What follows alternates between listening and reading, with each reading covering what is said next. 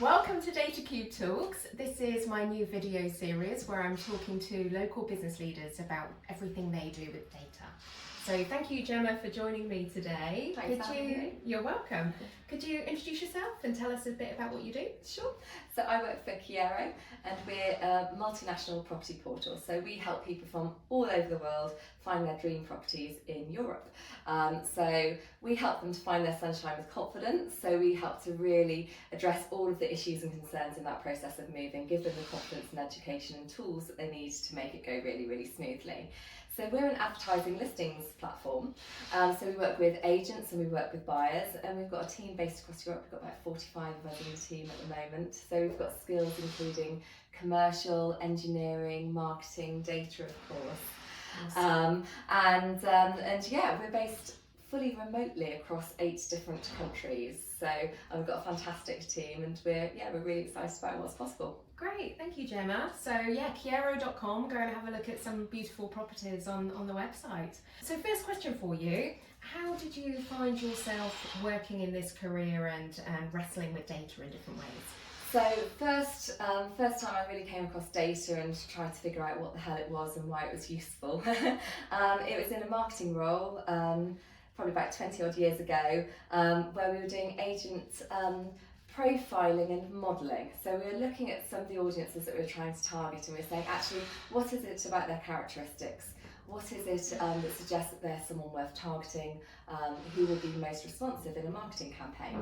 And this really introduced me to the power of data in helping you to understand more about your audience and to improve the performance of your marketing campaigns. Over time, I've seen it work obviously through business models, through the whole business information that you have that drives, who you are, how you're positioned, who your audience is, what you're doing, what you should do more of, and what you should do less of. So it's kind of everywhere, isn't it? Absolutely, you must have loads of data being an online tech business as well. Yeah, absolutely. Thanks, Gemma. What does data mean to you then in your role and in your business? I think data, lots of it, it's a funny one, isn't it? Because some people will be terrified at the concept of data if they're not especially numeric. I think some people are overwhelmed by the idea that actually they may get drowned in it and that they need to have some, real maths degree or real science degree to interrogate it. But I think data, when it's planned carefully, it should be any information that's organised in a way so that it's accessible and actionable, so that you can draw some sort of insight from it and you can do better as a result from it.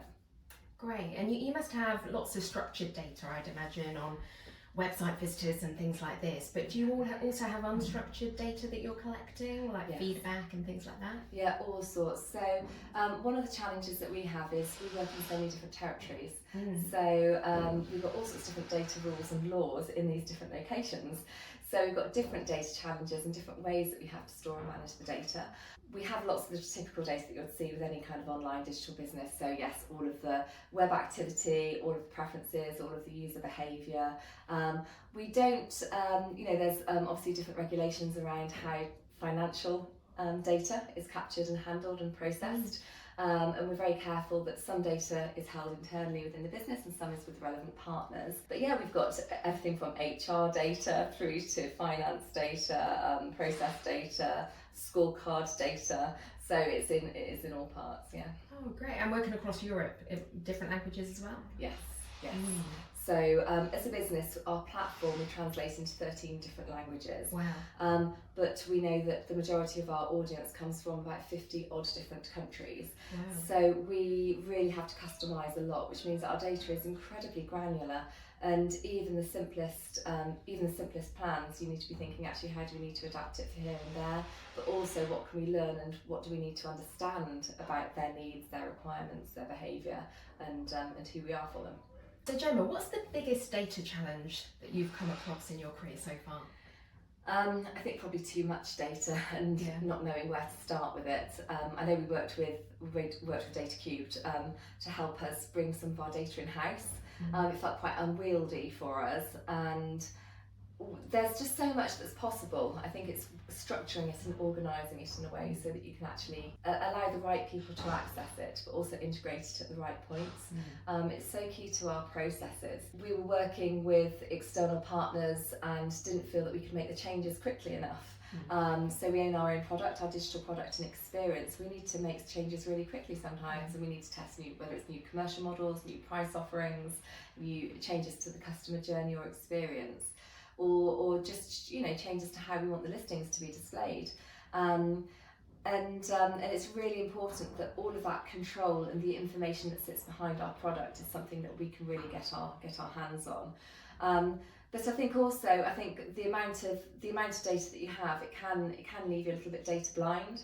Yeah. And I think one of the big challenges is just working out where to begin, how to simplify it, how to make it accessible, and how to give the team the confidence to ask the questions of it.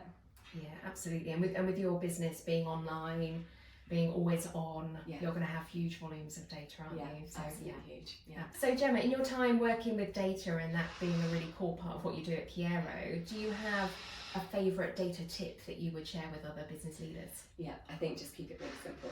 Don't overcomplicate it. In order to unpack your data and really leverage it, you need to work out what you're asking of it, and really focus on that as a thing. Data can be incredibly complicated, and it needs to be to do a lot of the heavy lifting and a lot of the automation in the background, but you need to be really clear on why you're doing that and what your interpretation is and when you need the human touch. Great tip. Yeah, I often talk about there's only so many business levers we can all pull and push in our roles. Yeah. Where do you deploy resources, or what do you spend more on or less on? Yeah. And actually, if you just focus on those key decisions, then you don't need all the data that you've got, you just need a small amount of it. So that makes sense. Thanks, Gemma. What's the biggest data opportunity you've come across so far? I think for us, it's the scale of potential for us as a business.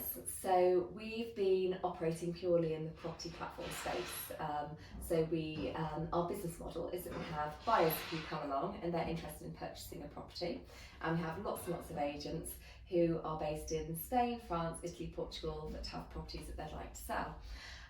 So at the moment we have up to 3 million visitors to our site a year, and we have over 10,000 agents on our books. So we've got really great volumes, and our responsibility as a property platform is a lot of the matchmaking between them and making sure that the product is working really well for the agents that are spending money on advertising, and that the buyers are getting the relevant and timely and appropriate both advice content, and also listings recommendations served to them. So that in itself is a huge opportunity with lots and lots of room to grow. But I think what we're starting to recognise is that with this large engaged audience base, and with these fantastic agents that we've had this relationship with for many years now, that actually we have content, data, channels which we can make use of in new ways, and we can offer relevant services or have different conversations and look at different partnerships and different points in the journey.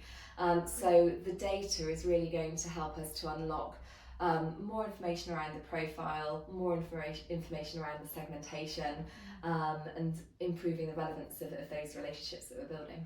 Great. So really benefiting from all that data you've collected over the last 20 years? Or it's going to give us the insights that we need to shift from Chiero being a property platform alone to being a brand that represents a platform of various services across media and digital and various channels. Excellent, exciting times. Yeah, very. Great, thanks Gemma.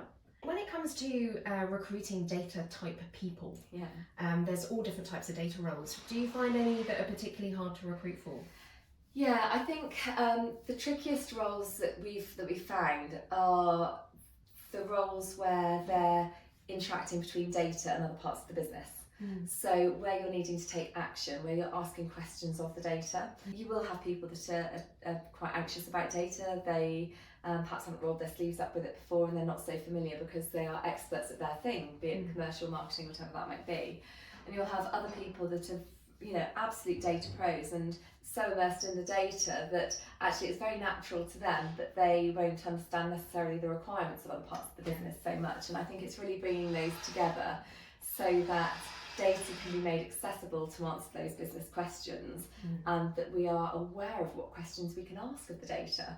And I think I think what comes with that is that need to interrogate the data and realise that the first question you ask of it might not be final answer, that you will need to and fro with the data a little bit, but also that clarity of actually this is the objective of what I'm trying to do here, and I'm not going to get completely lost in it. Yeah. So I think there's a discipline there. So I think it's we're increasingly focusing on certain roles within the business, which are where we're looking at certain performance-led roles.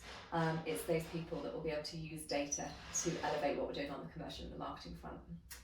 Definitely, and those people need to be curious, don't they? Yes. And they need to think and always be asking why, which Absolutely. is a skill that often is not ingrained in people at school, is it? It's kind of something you almost have to retrain again. Yeah, it's an interesting one that it's something that we talk about within our culture of the business as well, actually. The importance of being able to ask questions, and it's good to not have the answers, to always be curious, to not just settle on what you think is the solution and the answer, but to assume that actually we could always change something, and what if we adjust this, and what don't we know, and really lean into that. Absolutely. So Gemma, we've talked about lots of the different positive sides of data, but are there any particular risks or issues around data that you worry about? Yeah, I think certainly one of the challenges being a business that's based across Europe is the variety in legal guidance around what you can and can't do with data in different locations. So we capture data, we interpret data, and we apply what we've learned from that data in different ways in all territories.